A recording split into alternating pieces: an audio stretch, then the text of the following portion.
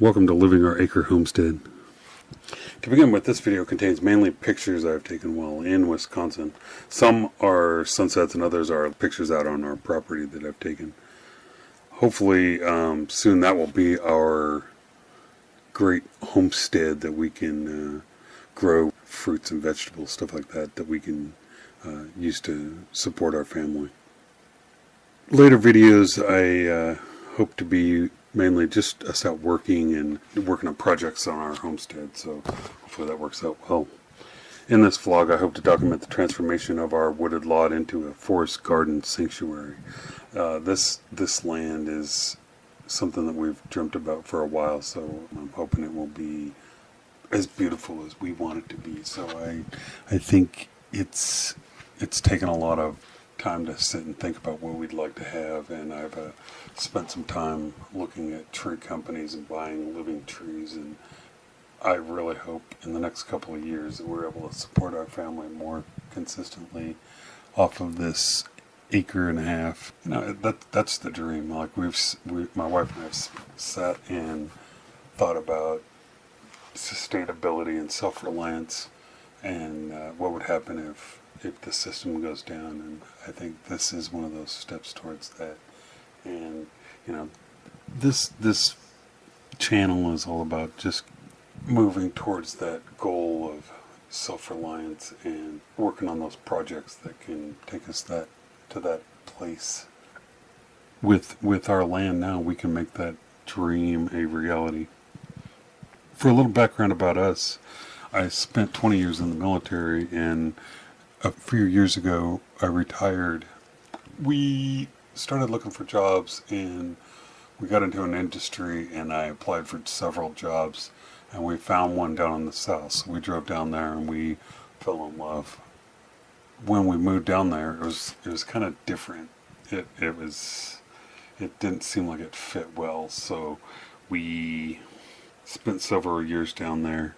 I enjoyed the job, but there really wasn't anywhere for me to grow. So we started looking around the country for new places to go and what kind of area we wanted to live in. And we put out feelers and just started looking around. I finished my degree and I got an offer for a job, and we jumped at the chance. We ended up in Wisconsin, and it's weird, but we didn't think we'd ever go to Wisconsin, but this is where we've ended up, and we love it. We love our house. We love the area. We love the weather. I'm loving having a big yard, and the family loves our house, the space that we've got, the storage that we've got. Everybody has their own little areas that they can go to, and it's a great feeling to have. We started looking for houses before we moved up here, and we found a couple that we really liked. One of them had a mother-in-law suite, and the older two had designs on making that their little apartment, and we were fine with that. So we hadn't seen it, but that's the one we had our heart set on. So we came up and we started looking at houses, and we saw 5 that first day. The first house we walked into, my wife and I, we loved it. We looked at the house and we were like, this house is beautiful, we love it. But we were kind of set on the first house, that mother-in-law suite house. So we looked at the other 3, and they were kind of alright. We didn't get any good vibes off of those, but we went to the mother-in-law suite house, and it was new, but it wasn't anything special, so we kind of thought about it, and we decided to put an offer on that house. The next day they came back, the offer had fallen through. They decided not to take it, so we were upset about that, but we ended up putting aside our upset over that house, and we decided on the first house we saw, that one that we all loved. We put an offer on that house, and it was accepted, and roughly a month later we moved in. Our house is situated on an acre and a half wooded lot, and it is about 400 feet deep and 100 feet wide, so it's got a lot of space. There are hundreds and hundreds of trees ranging from an inch to 3 feet. I mean, there literally are hundreds of trees. Many have fallen or they are leaning, and I'm currently working on cleaning that up. It's going to take a lot of work. There are tons of trees. My goal on the trees is to use them in my garden beds. I would like to make hugelkultur beds, and I think that's going to be awesome. I think that'll use up a lot of those fallen wood, and it will be a great use of that. I think it's going to really help our garden grow and make good use of our space, maximize our lot that we have. Like I said, there's probably 50 down trees, and I have my chainsaw that I'm learning how to use, and I'm going to chop those up and put them in beds, and hopefully the boys will be able to help me do that. When we first moved in, there was a 80-foot aspen leaning over the house. We probably should have had the previous owner remove it before we moved in, but I don't know if we just missed it or what, but it ended up, when I got out of the car the first day we came here, I looked up and there's this monster tree leaning over the house, and I'm like, that thing has to go. So I was gonna take my drone up there and attach a bunch of ropes to it and pull it over, but I ended up calling a professional on this. I just felt like I didn't have the skills to take that one down, so we got a professional to do it. They went up in a bucket truck and pulled that tree, cut it up, and dropped it to the ground. Really good to have it done that way, because I was just worried this winter it would fall apart. Inside the tree there was rot, and you could see where a woodpecker had put a hole in it, and there's a nest, and that seemed to be the weak point that pulled it over. With that potential catastrophe gone, I started walking around our lot, and there is a lot of potential out there. I have many projects and plans that I want to do. I think it's going to be awesome. I've already started getting drainage ditches going. There's a lot of standing water, and the mud is something I've nicknamed the slog. It's quite goopy. It's almost like a quicksand. So I feel like we're going to be able to fix it up, but right now it's kind of a mess. I think the smell has a lot to do with that too. So hopefully we'll be able to clean that up. And a lot of that work, those projects, that's going to be the focus of this channel. I would like to share the plans and ideas, that work that we're doing, and all those tasks that are moving us to the goal. I want to record those successes and failures, and what worked, what didn't work in moving us to that plan. I want to record those successes and failures relating to this project. We have an underlying idea for a self-sustaining homestead, and that goal is to reduce our reliance on the system. You know, there's a lot of eventualities that may happen, and who knows what those are. Right now it's the virus. It could be an EMP. It could be disruptions to the gas lines, or electrical power problems, or a blizzard. There are so many eventualities that one just never has any idea what could happen.